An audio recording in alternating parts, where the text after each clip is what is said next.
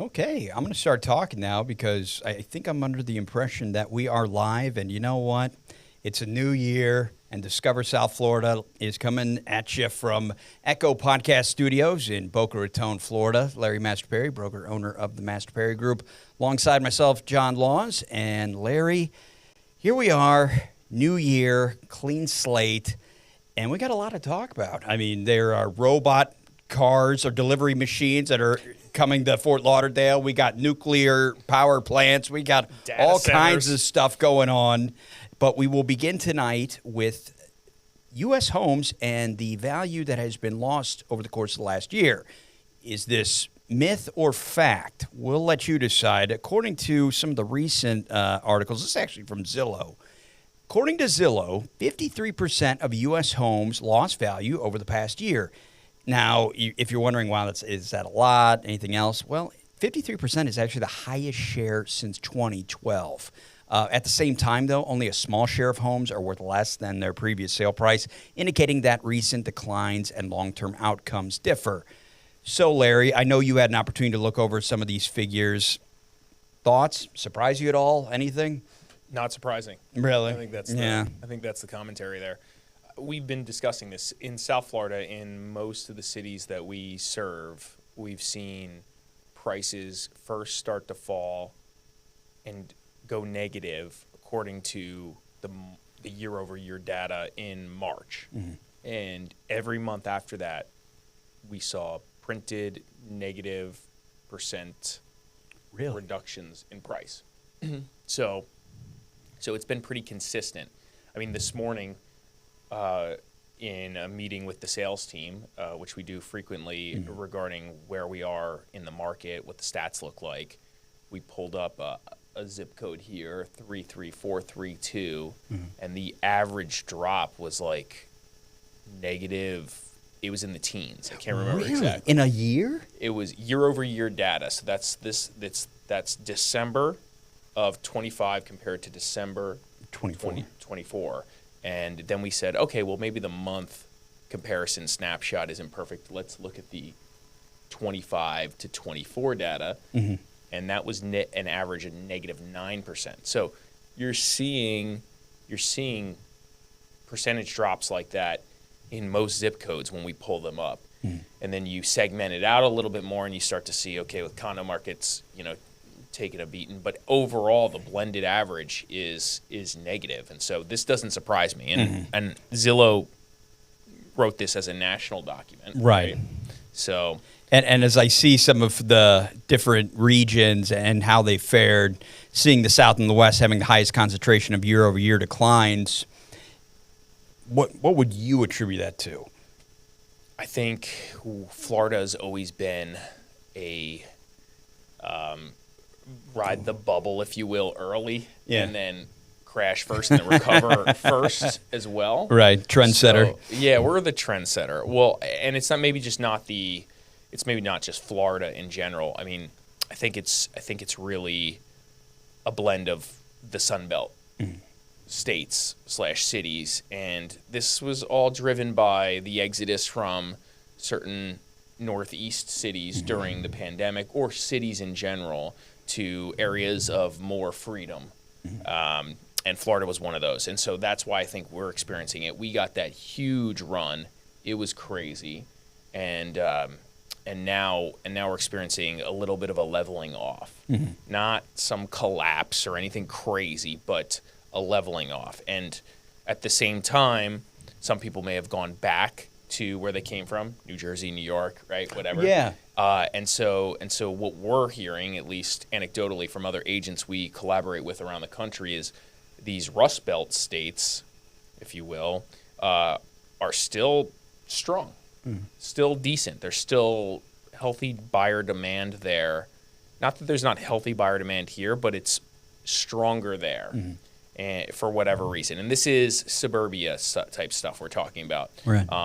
So overall, I think they're lagging a little bit behind us, and we're starting this process of the cycle. We're a little bit ahead of them on the cycle. Okay. Would be my guess. Now, and we've talked about this off camera many times. Over the past couple of years, seeing these dips, Are we still ahead of the 2019 norms? Because obviously that's when the whole world seemed to change, for a number of reasons. But in terms of these price figures, are we still ahead of that? So we are, when it comes to 2019, I'd say we're comparing ourselves to 2019 or pre-pandemic. We're now like similar when it comes to inventory, when it comes to days on market, when it comes to just buyer, seller, neutral market, kind of in that neutral section area. And depending on the asset you're looking at, maybe it'll lean one way or the other a little bit.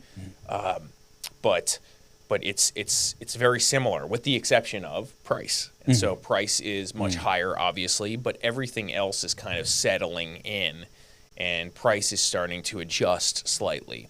We're seeing this. We're definitely starting to see this in the luxury market too. I think, and the luxury condo development market. We've talked about this. I think there's still more to come here. Personally, if you ask me what the future looks like, and while I'm saying that, didn't they say there's different opinions on this? Yes. Yeah. Yep.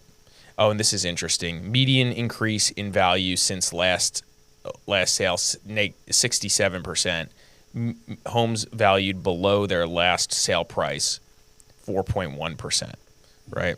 So, and here's the other speech we give quite a bit. It's like, hey, if you bought between like March of 2022, when interest rates started to move, and present day, if you're considering reselling, in most cases, those home values are similar to what you paid.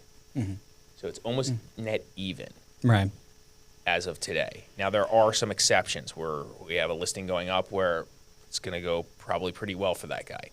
We've had another person that we just met with this week, same conversation. But the majority of people, even with the upgrades they've added, we're selling it for the same price, which is like demoralizing, a big L, because it costs money to sell houses, and it costs money to buy houses, and it costs money to own and update houses. So they're taking a large loss in most cases. So that's something to keep in mind if you are a seller and you bought between that 2022 and 2025 timeline or 2026 timeline.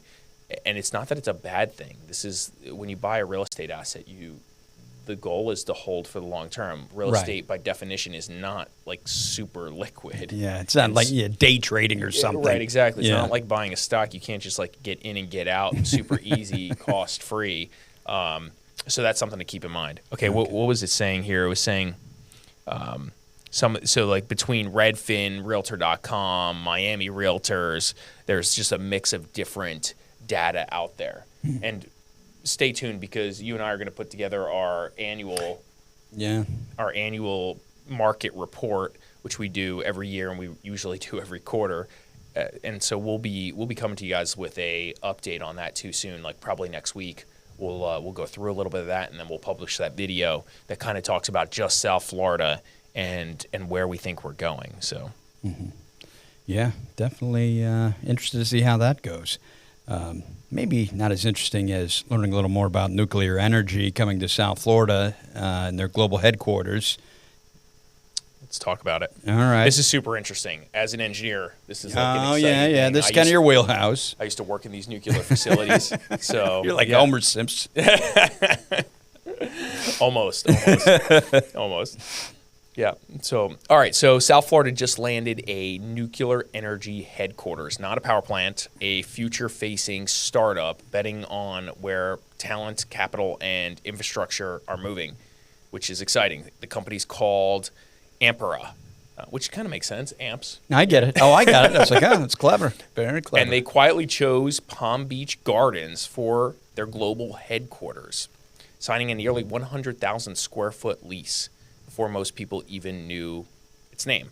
This is a signal about how real estate, energy demand, and tech growth are colliding in South Florida. And that's the headline. Yeah. And that's true. That's true. Energy demands are like at an all-time high with all this AI stuff. 100%. 100%. So this is that, and that's the move. And supposedly, Ampera is funded by a secret tech company. They have not given or disclosed who that is. Now, whenever you say nuclear energy and you say startup and you put it in South Florida, Yeah. where people live, which people get concerned, right? And so, like, if you look at where this is on the map, I think we have a link to that, and I'm looking at it right now. It's right off North Lake. It's right off North Lake, and the used to work Turnpike right is where there, they. yeah. Now, I'm sure if they're doing certain nuclear testing and stuff like that, they have to have they have to be doing it, you know, in the correct way, in a location that's prepared for this. And so maybe they're not doing the actual equipment there. Maybe they are. Maybe, I mean, that's a great sign, frankly, if they are, in my opinion, because that's suggesting that this technology is that far along that they can put it, you know, next to a whole bunch of condos off the turnpike. Do you think it can? Well, I mean, I guess it's a headquarters. See, in my head, anytime you say nuclear, I'm picturing like a nuclear plant. I'm like, okay, Yeah, no. well, I mean, it's not like they're building a new building or No, yeah. no. So my reaction here is this is their headquarters. This is where they're going to be, you know, facilitating paperwork and Right. engineering designs and so on. That not the actual transporting the nuclear core in and out of the facility at night under armed guard and having a nuclear meltdown by accident. So I'm pretty sure that's a fair comment to make. But what's really interesting about this is so, like, obviously there's AI people that are going to be a part of this in that facility, and a ton of engineers and high paying jobs, frankly, in that space, which is kind of cool. And just again suggesting another like big move for employment in our area. And we keep seeing like these companies like this, just whether they be startups or bigger companies relocating. And Ampra isn't a like a company that's been around a long time. They're relatively new. I think they're like 2025. So they're like brand spanking new. That Yeah. 2025. Wow. Started publicly in 2025. Interesting. And they make, so here's what they do. They make small, safe nuclear reactors. Their reactors are portable. They say they fit in big shipping containers. How would that work? A portable. This is a big thing now. So like, and I'm a big proponent of this, just as an engineer and coming from this world. I think the current nuclear facilities we have, and by the way, if anyone doesn't know, there's 2 nuclear facilities on the south end and the north end of basically southern Florida. There's one in Homestead, and then there's one in St. Lucie. St. Lucie Nuclear, FPL, Florida Power and Light, Nextera Energy, and then Homestead or Turkey Point Nuclear is what they call these 2 power plants. And I've spent time at both of these in my previous career as an engineer. And those facilities are the older technology. They were built many years ago. They employ 600 plus people at each facility. It's a big operation. There's a level of safety concern at these facilities. Obviously, they do a good job. They've been around a long time. I'm not worried about it. But the commentary here is just like the new technology, because there's been such an investment and a push to kind of come back to nuclear and do it right or improve the way it's been done is exciting. And within the next 10 years, 20 years, I would make a bet that the nuclear energy that we've heard all the negative stories about, Chernobyl and all the other places. I was going to say, I think of Japan too more recently. Yeah, so that is a different type of nuclear technology, and these guys, such as Ampera, are doing something very, very differently. And as you can see, in some cases, their other companies are putting them in shipping containers and then burying them on like islands or in areas that need energy, and then running the electric out of it. Really, which is kind of cool. Okay, yeah. So this is exciting. So here's my question then. Who are their clients? Like, would the FPL, do they buy from them? How does that work? So I think this is more so, and we've seen this in the news too, right? Like Google, Microsoft, all these big companies that need power to continue to do this AI push. They're buying and building sites themselves, trying to figure this out. They're investing in new startups. This is a big thing for the future. So long story short, this, in theory, they say the company has strong support from a big secret tech giant and super microcomputer. So it's ready to provide clean, steady power for huge AI data centers like those from Google, Microsoft, Amazon, and Meta that need more electricity. So that's where this seems like it might go. Interesting. And it seems like it's a modular thing. Like, so what's cool is, like, if you think about it, I don't know if this is their plan, but it's like, okay, you guys need over here at this facility, you need one nuke. You need one nuke. You need one nuke container. Okay, we'll send you one. Yeah. Okay, now you just added more. Okay, we'll send you another nuke container. And we just keep layering them on next to the facility. Wow. And we keep providing power, clean and safe, and not make a big deal about it where we need to put these things in Homestead or St. Lucie on the water next to military facilities where we have to like just protect these things. Yeah. I guess they were saying here it's like a new. I'm kind of into this, but it's. I can tell. I mean, it's interesting though. I knew nothing about this. Yeah, it's a new. What do they say? It's a thorium or something. They're using some new core that's interesting. So I don't know where it is on here, but as opposed to what did they use before? Yeah, it's different. I don't know. I don't want to pretend to know exactly what it is. So yeah, that's what this is all about. I need to know the being answer. self-proclaimed experts. Yeah, no, really. Don't be that everything. responsible. All right. Anyway, let's move on. Okay, we're moving on. California, they're on the other side of the country, but the company's coming out here to launch a food delivery robot in Fort Lauderdale. So if you're thinking to yourself, my God, I can't wait to see robot delivery trucks going up and down Las Olas, well, your time may almost be here. Because that's what they're doing. In fact, from what I was reading, that's kind of what attracted them to it, because they wanted to set up shop in a metro area that had, expanded walkways and stuff. Because if you've seen those little robot automated trucks, I mean, that's basically I see like blooper videos where they get stuck all the time. Yeah. I've never actually even seen one. I'm not downtown enough to see this stuff happening. But yeah, so this California company operates food delivery robots. They've expanded to Broward. Serve Robotics is the name, and they launched food delivery robots in Fort Lauderdale. Company plans to deploy 2,000 robots nationwide this year. So yeah. Robos are taking over. This is happening. This is a publicly traded California company. Yes, they're sidewalk delivery robots. And again, can you think of any place better than Las Olas in a major city to have robots going up and down a walkway? Here you go. It's exactly what it looks like. I'm just picturing how many people are going to rob these robots. Well, that's what I always think about too. That's just like always the first place my mind goes is just like a couple of thugs just like knocking it over, like just trying to pull it open and see what they could get out of it. Supposedly these are on the streets right now, right? December 5th, according to this. Curious to see these things cruising around.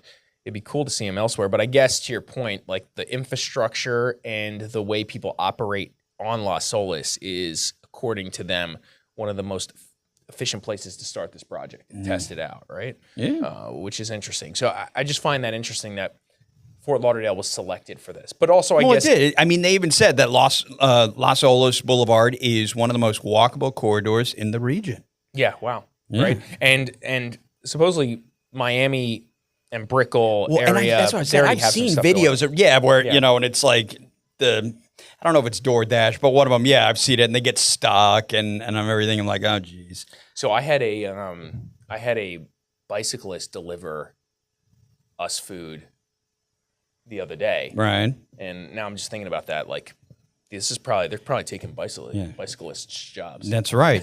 I mean, they're coming for all of us, man. The bicyclists in Fort Lauderdale are gonna riot. Yeah, it's gonna be a thing. Do they even talk to you though? I mean, I guess it just like beeps and opens up, and you're like, okay, yeah, cool. So yeah, obviously, Serve wouldn't disclose how many robots are operating locally right at this moment, but they've been very clear about the scale. As mentioned, 2,000 robots nationwide by the end of 2026. So Serve Robotics, they're coming for you, and certainly signals confidence in the model that they have going right now. This is coming. Yeah, this is it coming. was We know inevitable. Right. I mean, it's gonna be everywhere. you got automated taxis and stuff. I mean, it's just part of the process, man. It's like Back to the Future. It's finally here. We're missing is the flying cars, and we talk about those all the time. Or at least the air taxis that are almost upon us. Elon Musk mentioned that he hinted at the next car is a flying car. No, but I believe it. Yeah, so we'll see if that gets. I think he's unveiling that this year. Yeah, We will I see. can see it. Wow. We'll see if we. Are hit that. you just hoping like a software upgrade is going to turn your Tesla Yeah, into that's like, it. Sweet. Just one download overnight. It's gonna be hovering. That'd be sweet. Yeah. Anyway, all right. Let's talk about Stephen Ross. Again. Oh yes, yes. We'd love to talk about Stephen Ross. Well, for one, because he fired Mike McDaniel, head coach of the Miami Dolphins today. But Today, huh? yeah, that was today. You know, Okay. so he's a busy man, and not only so it's like he's hiring and firing. and he's buying. So Stephen Ross is planning to acquire the Ben Hotel for $190 million, which is in West Palm Beach. And the question is here, why is he doing this? And It there's actually, I mean, it makes sense considering Yeah. that he's trying to. It's a control move. Yeah. All right. So I mean, it makes sense. man, he is in control of some of the biggest assets in West Palm Beach, what's exciting about this, and in my opinion, is like he's betting pretty big on this. So my guess is this is happening. Oh, he's going all in. Yeah. Whatever I mean by what's happening, I don't know. Like the growth of West Palm is likely to continue. Yeah. And it's different. I've said before. I mean, it's like different every time I go up there. And so this is where the Ben Hotel is, just for everyone's context. It looks over all those yachts, the docks on the Intracoastal. I mean, if you've ever been to that rooftop bar, it is very nice, overlooking all that. So you can see it already. He's going to have some private parties or something, going to have all the, billionaires that have moved in, and they're going to have all their nice boats docked out there, and they're looking over it. It's a brilliant move. I get it. It's going to happen. Yeah, it's solid. It's solid. I mean, it just fits the play. I mean, he's already in that space. He owns other hotels, right? This is one of the flagship hotels in the area. Yeah, and so it kind of connects. It kind of connects and controls that finance vibe, which is like, okay, we've developed and own a bunch of the office buildings in the area. And we still control them and rent them, lease them, whatever. And now we own some of the hotels because don't forget he operates. Let's see. So the Ben is 208 rooms, opened in 2020, which is relatively new. Oh, I was gonna say. So that was like right after I got down here. And here you go. It's downtown's only full service waterfront hotel. So it's unique good, real estate. I couldn't think of one. I was like, you got. It's unique real estate for sure. Yeah. Rooftop bar, as you mentioned, pool, event space, all the good stuff.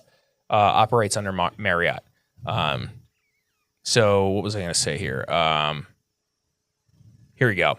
Existing footprint for Ross. City Place, okay. Naturally. Right, which is and the square, or / square. One Flagler, 25-story Class A waterfront office building. 360 Rosemary, another Class A office building. And by the way, fully occupied, fully leased by real firms like, I don't know, Goldman Sachs and you name it. So, that like connection from New York City that Ross has from Related Group, whom started in New York City. The Hilton West Palm Beach, RH, I don't know, Restoration Hardware, right? That awesome building when you're coming in. So he's got that. Harriet Himmel Theater, One Clear Lake office building. We talked about that. They bought that recently, right? Yeah. And then he's got a bunch of stuff under construction, as we reported on, 2 30-plus story City Place office towers. So more coming there. South Flagler House, luxury condos, the Laurel rental residences. I feel like I'm looking at a monopoly board of West Palm Beach, and it's like him and Jeff Green own everything. Just running around, just buying it all up. Yeah. And charging big rents. Right. And this is interesting. He has a massive future development pipeline across roughly 70 acres in West Palm Beach, downtown. I mean, this is like crazy amount of real estate. This guy is in. He's all in on this. Yeah. It's really interesting. I mean, he rebranded Related Ross with a focus specifically on West Palm Beach and left his other company as a separate brand, the Related Group. And so, I mean, if that in itself doesn't communicate his dedication to making this happen, I would expect more big things from him. And soon. I would love if I ever had an opportunity to sit down with Ross, just to be like, all right, I'm sure it happened at some point. When was the moment that you decided, you know what, I'm taking over this place? Like, I'm just doing it. Let's just do it. I mean, because it's just, again, it's like there's just too much that there had to have been a moment in time when you realized that, like, the light went on. It's like, okay, this is mine. I'm taking this. Like, we're gonna do all this. So it's like a crusade. So think about this, and we deal with a handful of these guys. The private equity real estate guys, the Blackstones, the KKRs, the Related Group, these guys who are building, developing, buying up assets around the world, right? Yeah. These guys have assets everywhere. They're looking and considering every city. Ross is doing the same at the Related Group, and he chooses West Palm Beach. Yeah. Very interesting, right? Very interesting that Billionaire selects this area. Now, it feels like I guess probably most potential, because I mean, in terms of undeveloped, I mean, it's compared to, I guess, major cities, it is kind of undeveloped, Yeah. That would be my thought. I mean, that's the only thing I could. You know what, as you think about this, like, there is probably like a key billionaire or group of billionaires in every, not every city, but a lot of cities around the United States. And so there might be this play of like, okay, West Palm Beach didn't have its billionaire. The billionaire that was playing this game. Yeah, I mean, like Jeff Green, everywhere. I guess the only one I can. Yeah, so there's space probably. Okay, Green and maybe a couple others playing around, but no one had, like, besides Green, had really acquired as much dirt as Ross has. And then, and he probably was frequently down there in that basing his business in New York. And so this probably just made logical sense to push this in that direction. And yeah, to your point, I wonder when that was, but I would make a bet that was like 20 years ago, right after he did City Place. Yeah, I think as they started to do that, they were like, okay, this could work. But it's accelerated, though. I mean, I don't know, obviously, his whole timeline of developments here in the 21st century, but I mean, it seems like, I guess City Place and then kind of a lull. You know what I mean? It's just only in the past few years that it's really accelerated. Am I right? 100%. Okay. 100%. Yeah. And by the way, Related Group is all over South Florida. I mean, they're doing so many projects. Yeah. It's crazy. So we're just talking about West Palm Beach, but they're building stuff, and they got projects underway in Pompano, a lot in Pompano. They like Pompano, that's for sure. Yeah. But that's more specific to the Related Group, not Related Ross, which is. So Related Ross is just West Palm? Okay. Supposedly. Okay. Yeah, I don't know exactly how they're playing. I get it. I'm getting all these Rosses and branding confused. Okay. Yeah. So, well, let's get into the next one. All right. So this is another interesting move, right? Am I right? You want to take this? Hey, you're the boss. You keep going. You're the boss. You're on a roll. I just said you go. I'm on a roll, baby. So, developer expands plan for massive data center in South Florida, and as you may or may not know, data centers can be a controversial thing, right? People don't necessarily like them next to their homes. So why? It's just a big building. That's my perspective. It's just but I don't live next to one, If you've so ever seen a data center building, it looks like an office. Like, you don't really, or one of those, like a more, not a factory, but more a commercial, like. Yeah, just warehouse space, basically. Yeah. I mean, I've been by data centers. I didn't even, as a kid, and I didn't even know what the heck it was. And I was like, oh, okay. Let's talk about where it is. Let's. So if we zoom in on this, here's my thing about this. I mean, it's like way out. Okay, so that's right next to a power plant called Florida Power and Light West County. I know this from my previous career. I've spent way too much time in West County. And realistically, you take a look at this. Okay, so there's a new development, a GL development right next door to this, which you can see. That was it's not that new, but it's I could see the neighbors. I could see the neighbors being like, I bought here, and now. But what? Right what was going to go there? What was going to go there instead? Arden is the community. Yeah. Well, and so here's the thing: you had a power plant next to you guys. So now you're getting a data center connected to the power plant. Okay. Yep. I mean, yeah, and the power plant. All right, I'll give you that. But I guess my point is you already had one. You bought next to a power plant. Yeah, but right, so you just added like a dull building. Yeah. It's This just is my all point. it is. I mean, it's not like an eyesore. It's just I don't know if anybody's ever been around a power plant when they're having technical issues. And, No, I haven't. And the steam drums blow. Oh, jeez. But I can imagine it's happened once or twice over there. Don't get me wrong. FPL is like so good. They do Really? such a good job. I'm like, that's the cleanest. That's one of the cleanest power plants I've ever been to. Interesting. Florida Power and Light West County. So shout out to the crew over there. But long story short, I guess my point is like I don't think it's noisier than if we're talking noise pollution. Well, that's what I'm it's saying. not I don't think noisier. that's why I'm just surprised by all this data center stuff. If you were going to tell me like what is controversial, from browsing the interwebs and things that I come across, it seems more that because they use so much water for cooling their chips, which I have a little more insight onto that. And so that's why this facility location is efficient. If you jump back on that on the map there, you'll see they have aquifers, and what they've already done. They recycle the water to keep cool that. Furthermore, I know a lot about this because I used to support this over there. They have the water treatment facility from West Palm Beach pumps tertiary water, they call it, to that facility. So instead of water that has been used in the toilet and whatever, reclaim water basically. Yeah. Exactly, reclaim water. There's a huge main ran specifically for that power plant. So the cooling facilities or infrastructure for those chips are already there. So this is like a very efficient decision to put something right next to it without question. Yeah.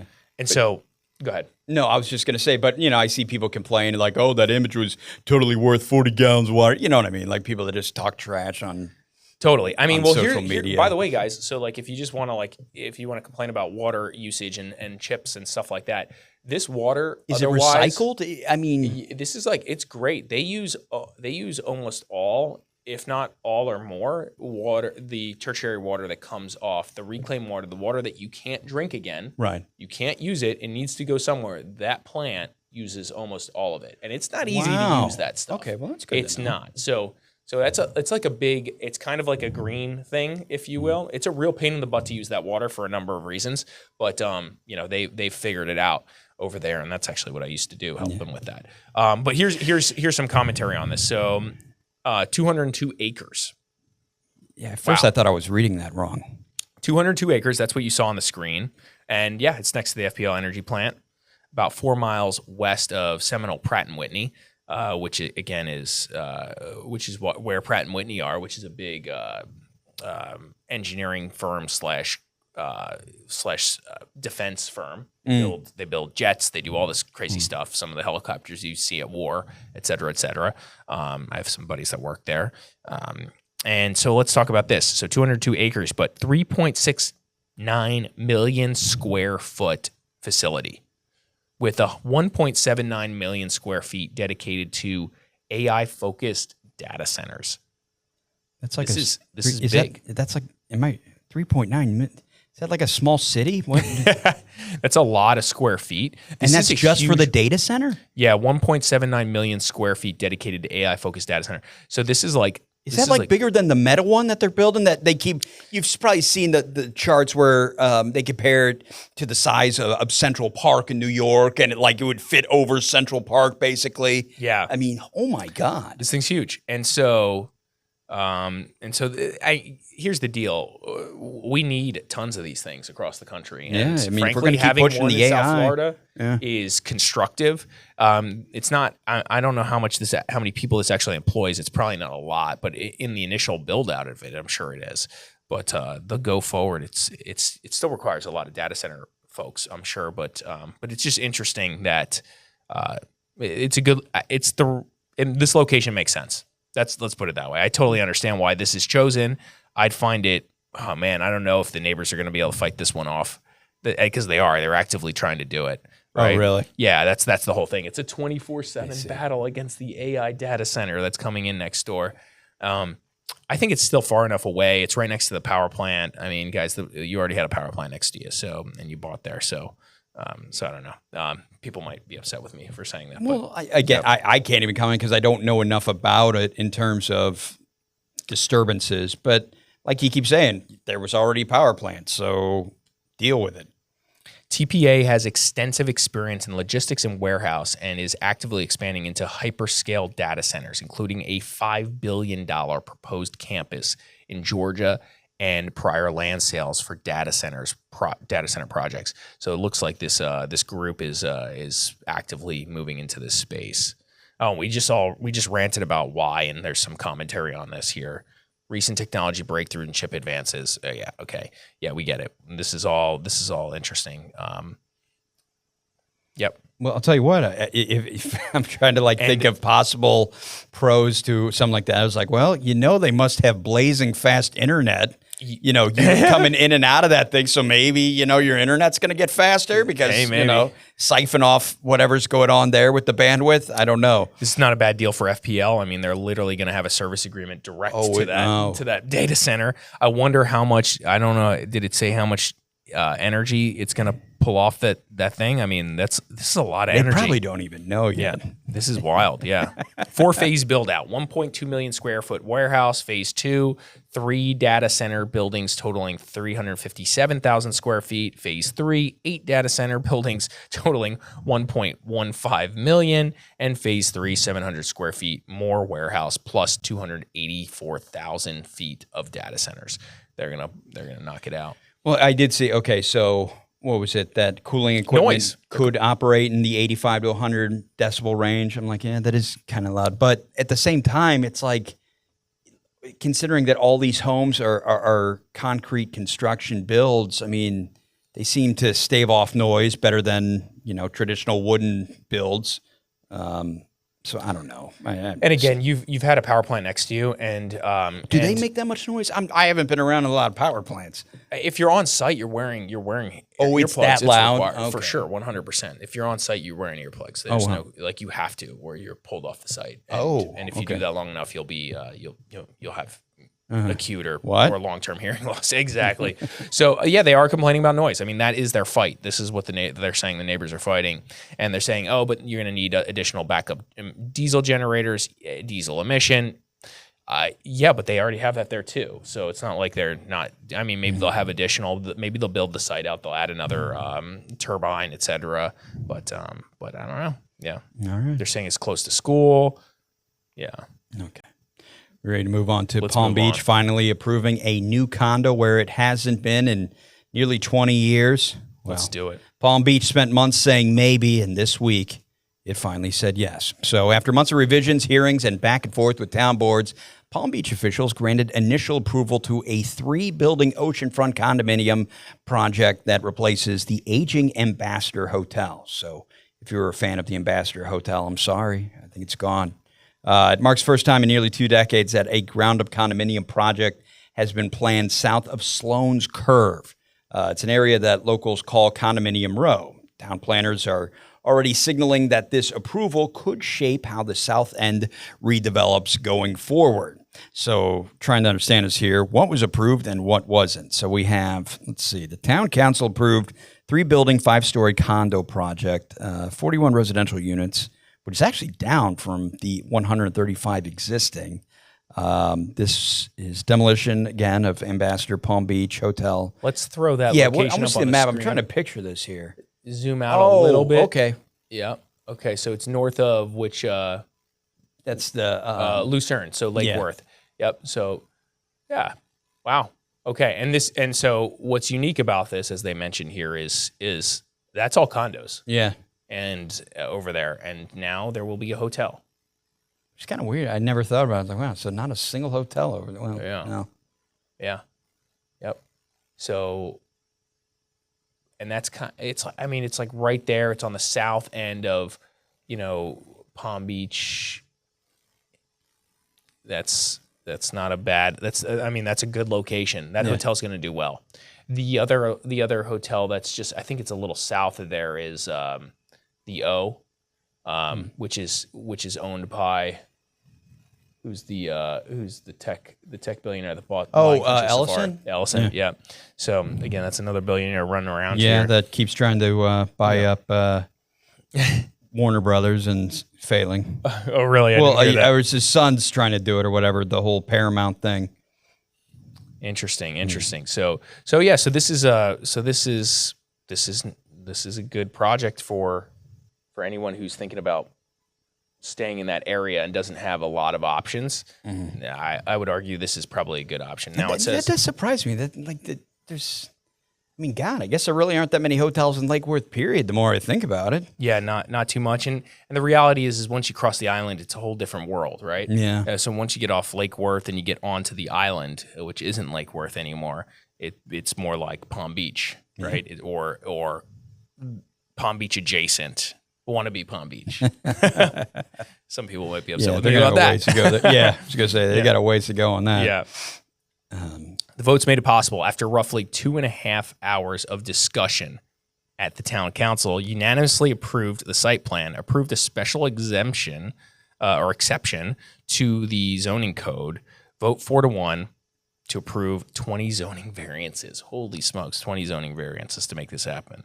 Those conditions require the developers to provide a 10-year stormwater drainage and storage plan, okay, install rainwater collection, okay, all this fun stuff that isn't exciting for us. Well, now, here's a question, though.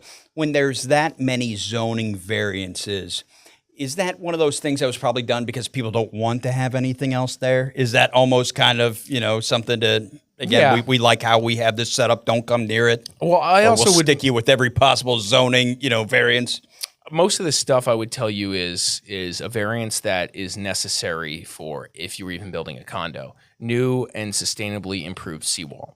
Yeah, you're doing that with a condo. Rainwater collection system, et cetera, right? A living shoreline, they probably would have put that in there anyway. The big variance that really mattered, they say. A living shoreline, what, they got to put coral or something? Like what? Or native plants, like, right, okay. That kind of hold down the sand and stuff like that, which will be very pretty ish. What does it say here? The council, where is it at? The council had little issue with the most critical variance, allowing additional fill materials so the building can be elevated high enough to accommodate underground parking garages. And this is right on the ocean, and they're building this thing underground. We're going to see how that goes. We've seen it. We've seen how that's gone in Boca with some buildings. The garages are filled with water, to say the least. So is that still going on there? Yeah.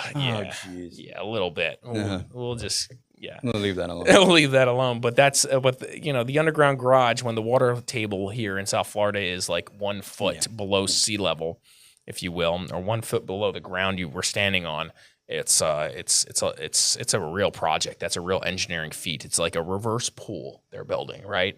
Water must stay out, and there's water everywhere around it, which is crazy. And this is Miami-based OKO Group, which is led by Vlad, and we've seen these guys running around. And there's another guy involved, a London-based Kane International, a partnership involving 2 guys that most people don't know. Yeah. Jonathan and Goldstein and Eldridge Industries. So they purchased this property for it was 4.9 acres for $146 million in 2022, and hired OMA, a Studio Sofield, and Studio Sofield to design the project. All right. Yeah. Each building's top floor will include a penthouse. Okay. Pricing has not been released, but sources indicate prices could exceed $5,000 per square feet, which is for a hotel in Lake Worth. Yeah, that's the mission here. It's like, hey, this is close enough to Palm Beach that you should pay this price, right? That's the game. Yeah, yeah. Boy, yeah, and they're playing it. All right, so I do like why planners care so much. I mean, this makes sense. That it will serve as a case study as they work to modernize South End zoning rules. So I guess what? So this is the lab rat. This is the trial and error that if this works, you're going to see a whole bunch of them follow suit probably. Well, like imagine if they get 5,000 a foot. It's Well, it's yeah. kind of like the Pompano thing. It's like Related goes in there, they build their first Right. condo, they crush it, and then they're like, well, let's go buy 6 more of these things and start building one at a time and continue to crush it. And then everyone else is like, oh, the math works there. Let's go do that too. And then before you know it, you got a whole bunch of people in there running around doing that. And so precedent is being set here on multiple levels. The county, city, et cetera, are approving things like this. And if they actually make money, and if they make a lot of money, these developers are gonna go bananas on this if they have access to the land, because there is a lot of older product over there. I mean, I would say I've been over to that, that Yeah. area a little bit. Not to say that they can just roll in and like buy massive condo buildings, but I would say we've been in communities where we've met with a majority of the owners as we're wandering around or selling units in there, and they all have this like mindset of somebody's probably going to buy us out, at some point. This is probably going to get torn down, and there is dirt over there that arguably could be a really good play for these guys if all this works out. But it's always been this like, it's kind of like Pompano. It's like, it's not Fort Lauderdale, but it's close enough now, and it's slightly more affordable. Yeah. And we're investing in the area, so like there's stuff to do there now, and it feels good. And so I find Pompano much more appealing than Fort Lauderdale, to be honest. I mean, well, there you go. Yeah. So that's the play. Well, Fort Lauderdale is dense, man. It's tough. We were showing houses on the island there, like 2 weeks ago, and my clients fly in. They come straight from the airport.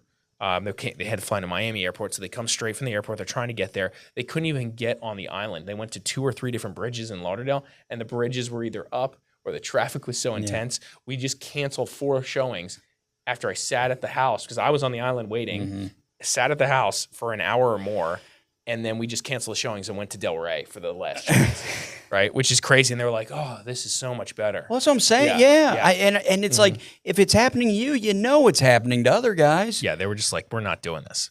So anyway, so that's I agree. This is going to be interesting to see. So keep an eye on this one. We'll report as we see more happening. So I'll let you say this one since I took the last one for you. So we're talking about billionaire Wertheim buying beachfront mansion for a cool $65 million. I wasn't sure I was going to be able to pronounce his name. Wertheim. That's why I gave it to you. All right. I respect the honesty. So this home sold for $28 million. This was in 2021. 4 years later, billionaire pays $65 million. Wow. Okay, then. If you were wondering, this is billionaire optometrist and inventor Dr. Herbert Wertheim. Purchased recently renovated oceanfront mansion in Manalapan, because why not?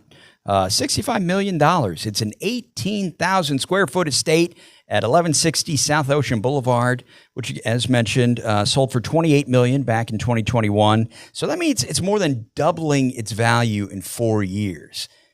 That makes a little more sense, because, not to get too far off topic, but I had just seen the Fox News host Sean Hannity, who had just bought a mansion in Manalapan for, I believe, $22 million. It's on the market now for 40 something. So yeah, people, for all the prices having been on the downtick, it seems like when it comes to those luxury ones, man, people are as optimistic as ever, and why not? The transaction here was recorded at $61.75 million on the deed, with the additional value attributed to furnishings and credits. So that brings the total price to roughly $3,400 per square foot. It's pretty good. Yeah, to say the least. I mean, this is a big number, but these big numbers keep happening in this Palm Beach Island area, and so this is slightly north of the location we were just talking about, where the residences are being built, and they're expecting maybe $5,000 a foot possibly, and so this is on Palm Beach Island. And one of the things about this type of real estate here, like in Manalapan, is you can see it there. When you buy that lot, you have oceanfront, and you have a place on the other end on the Intracoastal to dock your boat. So you have deep water access and oceanfront views across oceanfront views at your house, and deep water boat dock right there. So you could put your 100-foot yacht if you'd like, or whatever that the max that allows, but it's somewhere in that territory. So I mean, this is why this property is so valuable, because you don't really have a ton of that specifically. Ocean view, right? And keep my yacht, my mega yacht there. And so you see that here on Palm Beach Island. You see that in Broward on what we call Billionaire's Mile in Hillsborough, right? Oh yeah. Yep, which is its own little city in all itself, and it's just a bunch of these houses that are massive on the ocean with big boats on the other side of the street of A1A. So this is unique, and again, if you look at, we saw a stat. I haven't seen the most recent stat, but in early December, I think you and I talked about this. The luxury sales in South Florida, total volume, hit exactly the same sale volume that we hit in 2021 in and that was the peak, if you will. So again, we're like, from a luxury sale perspective, this stuff isn't stopping at this point. This like trophy real estate has become a real thing. It almost doesn't matter. And that's all it is. That's exactly what trophy real estate. It's trophy real estate. And so like, it's almost like, make me pay more, because then I can say I paid more. Right. You know what I mean? Yeah, Like, seriously. So it's a weird thing, what goes on over there. And we talked about this. Let's see. This sale also reset the local ceiling. It became the first Manalapan home above $60 million since Larry Ellison paid $173 million for his Manalapan home in 2022. So Ellison has since invested more than $450 million in the area, including a $277 million purchase of EAU. I called it the O earlier, but that's what it is. That's what it used to be called, or still what it called. I don't know, the O Spa, whatever. And then he's also recently bought Lion Country Safari, which is hysterical to us, which is like a safari park in. I was going to say, West I think Palm Beach my sister and her family were, my parents live in West Palm Beach, and they were just in town, during the holidays. I don't know. I want to say they went there. I know they went somewhere like that to go to the zoo and stuff. I have a couple little nephews, and it's like a cool little zoo that you can drive through. It's kind of fun, especially for kids. It's super fun, and it's a big thing in the area. And so he bought that to preserve it. So, which I guess, and just one more thing to buy. I mean, like, it wasn't going anywhere, was it? I mean, it was family owned for like a half century. Yeah. You know what else? I guess I haven't given Trump enough credit for pushing this and pushing the property values in the upward direction here.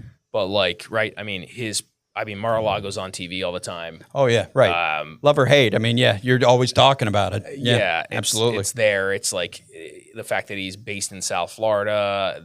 All that stuff is kind of big. So maybe that's part of it too. I think, and I'll tell you. I mean, and the it's winter still White weird. House. Yeah, I mean, it's still kind of weird because my parents live in West Palm, so when I go up there every once in a while, I get off at Southern and I'm going by the airport. It is weird to be like, that's Air Force One. You know what I mean? It was just like, right there. You can see I'm it just like, that's from Air the Force road. One. That's crazy. I almost crashed because I couldn't help myself. I took a picture. Okay. Totally. I mean, you literally can see it from the road. It's just hanging out. Air Force One, right off of Southern. Right. I'm like, my sister's in D.C., yet I'm the one seeing Air Force One. Yeah. Exactly. It's kind of funny. Yeah, so that's probably a factor too. Let's see what other stats here. Roughly 86% of Manalapan properties face flood exposure. Okay. Yeah. Today, duh. Yeah, they're on the ocean. I know, right? Well, it's like, you think? Closer to 90% over the next 30 years. Yep. Oh, I think everything will be in the ocean by then. Yeah, check that out. Yep. Look at the blue. The blue means underwater. Jeez. Soon. Is that really? That's the latest? Oh my God. It's all gone. We joke that like the properties we buy that are like a little inland, we're like, oh, these will be oceanfront one day. Yeah. Like, give it a few years. We'll be oceanfront. Lex Luthor for you. Yeah. So this guy already owned $17.9 million Palm Beach townhouse purchased in 2023 and a $38 million Palm Beach waterfront estate acquired around 2024. With this Manalapan purchase, his Palm Beach County holdings now exceed $120 million, all structured through trusts and privacy. So total Palm Beach County sales increased 12.7% year over year in October 2025 from 1,794 to 2,021. Total 1 million and up home sales surged 23% year over year in October from 308 to 380. And this is kind of what we were referencing, right? This is kind of what we're saying. This luxury market has got a boost, but that doesn't necessarily mean everything's moving efficiently. We're seeing the stuff in that, call it 5 million plus or minus range. So call it like 2 million to 10 million. That range doesn't, it's the time on market is increasing. Oh, yeah. In certain places. Palm Beach Island, Manalapan, these areas are a little different. And every one of these little sectors like downtown Del Rey, downtown Boca, we're seeing different things, different subtle things happen. Downtown Del Rey, things are sitting on the market a little longer. The custom spec builds that a lot of these builders have been building over the past 15 years are now not selling until they're done, which before they would sell them before they even finish the project. Oh, wow. So they'd put them on the market and they sell while they're doing while they're under construction, which was great. Now a lot of these projects are being pulled from market, held back until they're done, and then listed. Really? Because they don't want to flood the market with inventory, because some of these guys have a pipeline of 100 properties over the next few years coming to market, or some version of that, and it's not good. They can't move them as fast as they used to, so they got to pace it a little bit, and so we're seeing that happen too. So the market is changing, even though we're talking about how crazy. But that's like that's the different elite's elite. This is like super elite. So the ultra luxury sales are bananas right now. Yeah. Because there'll always be a specialty product. You know what I mean? It's like it's always going to have its niche. Yeah. Let's see. Miami-Dade, Broward, and Palm Beach counties accounted for 262 home sales of 10 million and up in 2025. All right, that's through August of 2025. South Florida was projected to reach 426 ultra luxury sales by the end of the year, just shy of the record 444 set during the pandemic home buying craze in 2021. And this is what I was referencing. Yeah. So we'll see what the actual total number is in the coming weeks here. You think it passed it? I think it got close. We'll put it that way. And that's 10 million and up. So that was my commentary right there. Right. I was kind of talking off the cuff, but that's what it is. It's like under 10 million is like the poor wealthy. I know. How does the other half live? Yeah. So that's the cutoff, believe it or not. Down here, I'm like, I'm not sensitive to this anymore, but like coming from other parts of the country, like where I grew up and stuff, this is like $10 million. That's like it's unheard of. It's unheard. It's not even a thing. This wouldn't even be a discussion. Yeah. So yeah, $1 million was the right. I mean, it's crazy. Yeah. I'm just like the fact that I actually said to someone recently, I was like, yeah. I mean, it just $1 million doesn't go as far as it used to, and not even being like a wise ass. I mean, I was like, that's serious. Like, I never thought I would be saying that, but yeah, here we are. Okay. So welcome to 2026. Hey, I'm glad to be here. Hopefully you are too. Thanks for tuning in, guys. Right. For Larry Mastropieri, broker owner of the Mastropieri Group, I'm John Lawns of Discover South Florida. We'll see you on the next one.